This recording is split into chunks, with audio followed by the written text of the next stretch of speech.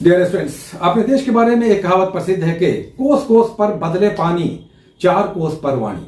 हर कोस पर पानी बदल जाता है और हर चार कोस पर भाषा यानी वाणी। लेकिन जो चीज नहीं बदलती और जो पूरे देश को एक साथ जोड़ता है, जहां राजा और रंक एक ही स्वाद के दीवाने हैं, वो है भारतीय चाय। चाय उत्पादन में भारत चीन के बाद विश्व में दूसरे स्थान पर है, जहां हर साल 1 अरब किलोग्राम, लगभग 1 अरब किलोग्राम चाय का उत्पादन होता है, जिसका 80% चाय हम भारतवासी ही पी जाते हैं। अब इसी चाय ने अखबारों का हेडलाइन बनाया है, चूंकि देश की तीसरी सबसे बड़ी चाय निर्माता कंपनी के एग्जीक्यूटिव डायरेक्टर की हाल ही में असामयिक मृत्यु हुई।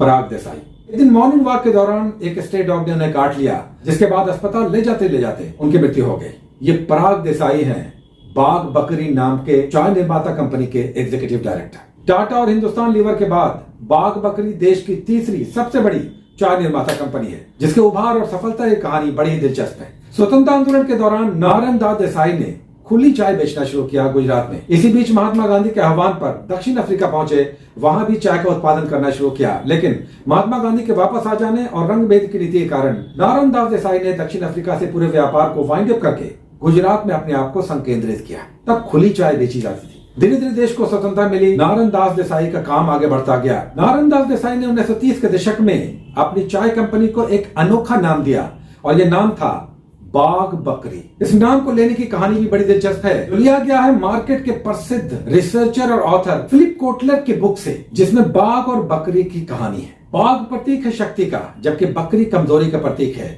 जहां पर दोनों आ जाएं, वहां सफलता मिलना निश्चित है।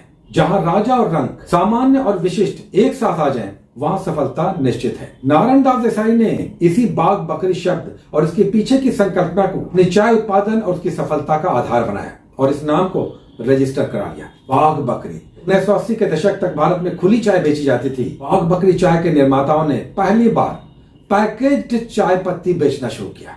शुरू में बहुत कठिनाई आई, लोग खुली चाय के आदी थे, लेकिन जब पैकेज्ड चाय में भी खुली चाय वाला स्वाद मिलने लगा और उसी दाम पर, बाघ बकरी चाय की दुकान चल निकली।